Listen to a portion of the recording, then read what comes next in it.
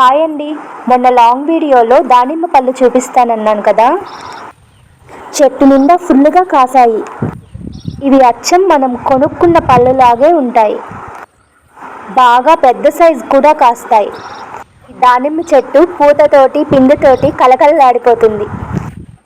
జామ చెట్టుకు కూడా పిందెలు స్టార్ట్ అయిపోయాయి. అవి కూడా పెద్దగానే అవుతున్నట్టున్నాయి.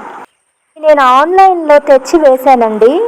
ఇవి వేసినప్పుడు నేను ఎన్ని తిట్టించుకున్నాను. మనకు అవసరమా, మనం రెంట్కుండే ఇల్లు మన సొంత ఇల్లు కాదు అని అనేవారి ఇంట్లో. ఇప్పుడు ఈ పిందెల్ని చూస్తుంటే నేను తిట్టించుకున్నవన్నీ మర్చిపోయాను. అంతేకాదు ఆన్లైన్లో గులాబీ చెట్లు కూడా తెచ్చి వేశాము, కానీ అవి అసలు ఇంత మటుకు ఒక పువ్వు కూడా పూయలా. దాదాపు 10 months అయిపోతుంది.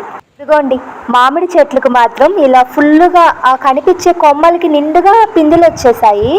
కానీ అది నిలవల, కొన్ని పిందెలే నిలిచాయి. అవే పెద్ద సైజులో అవుతున్నాయి. దానిమ్మ చెట్టు, సీతాఫలం చెట్లు ఆల్రెడీ ఇక్కడే ఉన్నాయి. మేమేమీ వేయలేదు.